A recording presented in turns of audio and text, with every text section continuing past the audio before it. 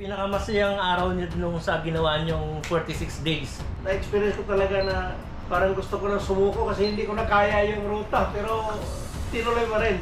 May pag-aalinlangan bang naisip mo? Hindi ko na ituloy or ano? Mayroon doon sa galing kaming Baguio, papuntang Bugias. Kailangan may goal ka kasi kung kasi minsan yung lakas matatalo din sa mo eh. Willpower mo eh.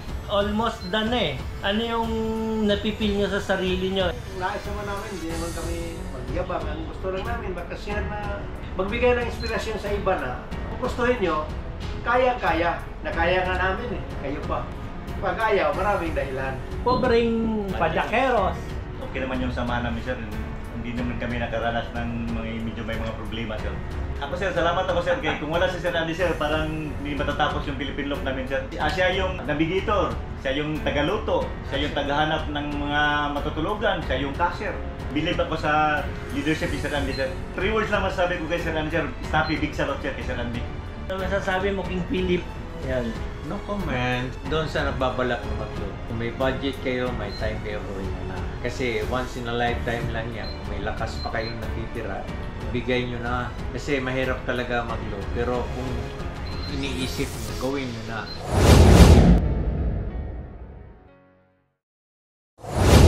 Diyan kayo nag-check-in ni Big dati? O nagkita na lang kayo dyan?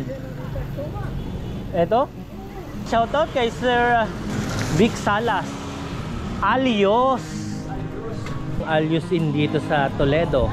Second time na pala ni Sir Andre ito. Kasama niya si Sir Vic Salas, tama? Oo, si Vic Salas. Ayun, dito raw sila nag-check-in para sa mga bikers. Malapit kasi ito sa port ng Toledo. Ayan guys, dito tayo ngayon sa Toledo. For the second time around, kasama uli natin Philippine Loopers from Mindanao. Nakita kami sa Luzon, day 11 nila noon. And ngayon nagkita kami rito sa Cebu, day 46 nila. Ito na siguro yung early celebration kasi baka bukas sa isang araw patawid na sila uli ng Mindanao. Tapos na yung loop. Congratulations mga sir! Thank you sa welcome, Sir Gay. Open na tayo. Itong pagbabalik nyo ng Cebu kasama talaga ron sa plan? Yes. Plano talaga. Lahat. Nakaplan yan. Lahat na pinupuntahan. Dito talaga ang end papunta ng CDO. Plano talaga. Plan is not perfect.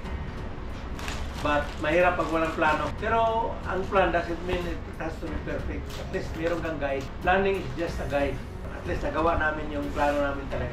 Yun lang, binaypas namin yung Catanduanes, yung Bulinaw, yun lang. Yun lang ang nawala sa ride namin. Pero all the rest, perfect yung namin plano. May balak pa bang balikan?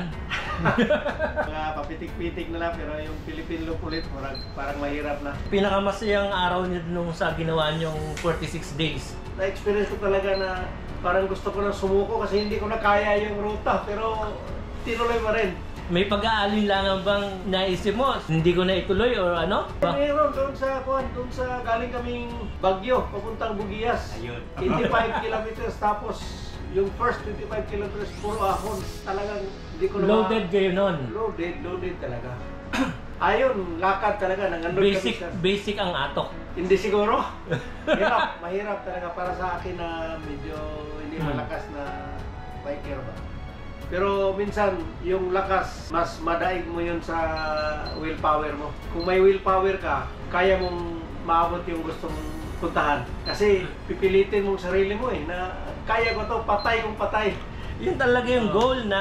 Yun talaga, kailangan may goal ka. Kasi kung kasi minsan yung lakas matatalo din sa mo willpower mo Almost done eh. Ano yung napipil nyo sa sarili nyo Nais naman namin, hindi naman kami magyabang. Ang gusto lang namin, makashare na magbigay ng inspirasyon sa iba na kung gustuhin nyo, kaya-kaya. Nakaya nga namin kayo pa. Pag ayaw, maraming dahilan. Ito, mukhang basic lang. Kay pobreng padyakeros. Okay naman yung sama namin, sir. Hindi naman kami nakaranas ng medyo may mga problema, sir. Ako, sir, salamat ako, sir. Kaya kung wala si Sir Andy, sir, parang hindi matatapos yung Philippine Loop namin, sir. 3 words lang masasabi ko kay Sir Andy, sir. Snappy, big salute, sir, kay Sir Andy. Believe ako sa leadership ni Sir Andy, sir. Siya yung navigator, siya yung tagaluto, siya yung tagahanap ng mga matutulugan, siya yung cashier. Grabe yung role ni Sir Andy, sir. Grabe siya mag-motivate sa mga kasama niya, sir. Kumbaga, wala nang dahilan para umayaw. Ako, sir, hindi ako mag-Philippine Loop, sir, kung hindi kasama si Sir Andy, sir. At kasi Sir Joseph sir, nakita ko yung mga tao na pwede kong sasamahan sir. Yung leadership taga ni Sir Andy sir. Saludo ako kay Sir Andy sir. Hindi ba kay Sir Andy sir? Yun lang po sir. Ito na, ano masasabi mo, King Philip? Just enjoy the ride. Nagtimbang ka na ba kung ilan na bawas sa'yo? Medyo. Ay tama, yung sa timbang. Timbang. Yan, yan. Medyo bumaba naman ang mga 5 kilos lang. Pero ano yan, yung epekto niyan hindi pa ngayon. Pagka tumigil ka pa, bababa pa yan. Depende. Ako, madali ako mag-recover. Doon sa nagbabalak na mag-loop. Kung may budget kayo, may time kayo gawin nyo na. Kasi once in a lifetime lang yan. Kung may lakas pa kayong natitira, ibigay nyo na. Kasi mahirap talaga mag-loop. Pero kung iniisip nyo, gawin nyo na. Hanggat meron pa kayong mga savings, meron pa kayong kaya niya i-budget. Ilang taon na po ba yung nagsasabi niyan? Ha? Ilang taon na yung nagsasabi niyan? 67 years old pa lang ito, nagsasabi.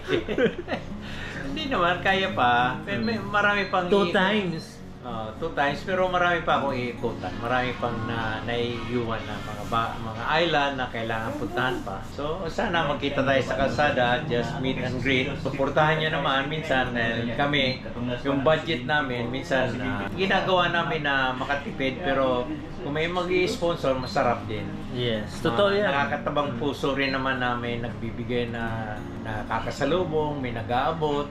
Maraming salamat sa inyo. Kahit At saka pantubig lang, pangkape.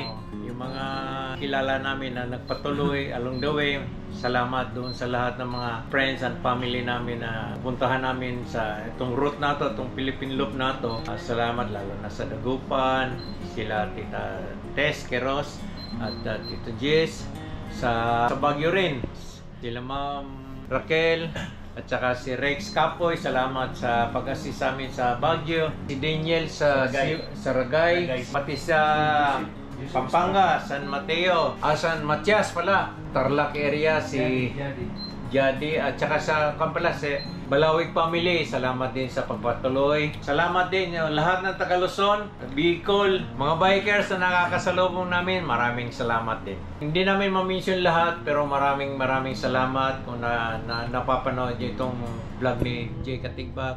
Please subscribe and support Jay Katigbak. Salamat po sa lahat na na-meet namin sa Along the Way.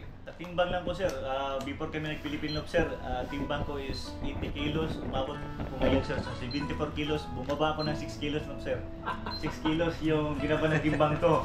Sir Joseph, Hindi ko alam. Siguro mga 6 kilos siguro. Yun nga, isang buwan tayo hindi nagkita eh. Tapos nga, laki ng dito. Schedule in operation kasi yung paa ko sir, pinilit ko lang ito i-bike kasi. Ay, di after nitong naka-schedule kayo. Oo. Mga ilang days na pahingahan yan. 1 week lang na Mga 1 week lang siguro. Ano yung problema nung paa? May bone spar na tumubo ba? May buto na tumubo. Tapos, Hindi naman naging hadlang doon sa pag bike ka, walang problema. Pero pag naglalakad ka, sakit talaga kahit sagdan. Pilit ko lang ito kasi ito na lang, this is my only chance na makapag-Philippine Loop. Kasi kung hindi ako mag-Philippine Loop ngayon, baka wala na. No more chance siguro.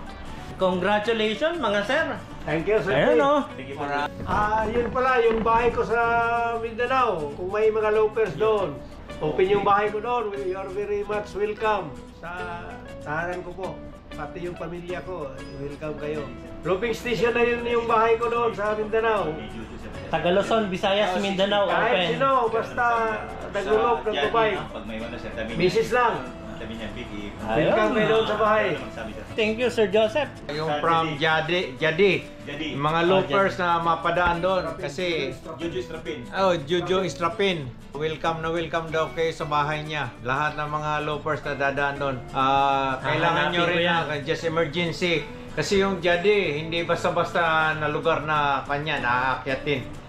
So emergency, kailangan nyo ng matutulugan. Kasi walang tulugan dyan sa lugar na yan. Ang nag-offer si Sir Jojo Istrapin. Siya rin ang Ayun, shoutout po. President ng Jadi parang mountain bikers na association.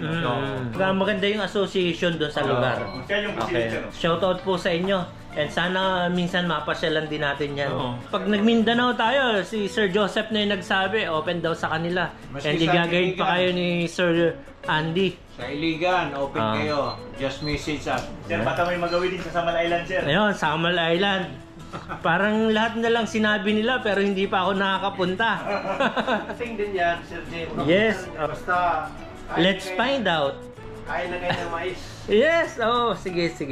Ayun guys, na-meet uli natin sila. Sobrang saya natin. And malay natin, minsan nandun naman tayo sa Mindanao. Ayun, shout out sa lahat ng Philippine Loopers. And ito yung experience nila Sir Andy, Sir Vic, and Sir Joseph. Congratulations po. And bukas sasamahan natin sila papuntang Cebu, Bayang Manipis. Ngala ka Sir Joseph, kita mo na yung mayon. Kita mo na yung mayon, di ba? Ayun oh. Mayon de Cebu. Panalo yung falling leaves. Nabudol na naman tayo ni Ka Andy. Sabi niya wala na raw. Pero guys, kahit ahon to, sarap umahon. Ganda naman eh oh. Panalo talaga.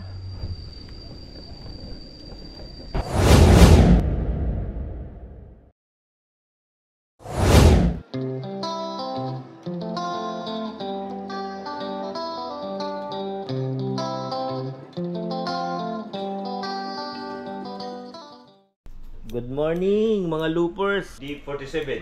Ayun no, para na rin ako nakakapag-Philippine loop. Day 47 na namin ngayon. Anong oras na Candy? 4:43. Ayun, aaga talagang gumising. Hanggang ngayon, excited pa rin sila. Excited na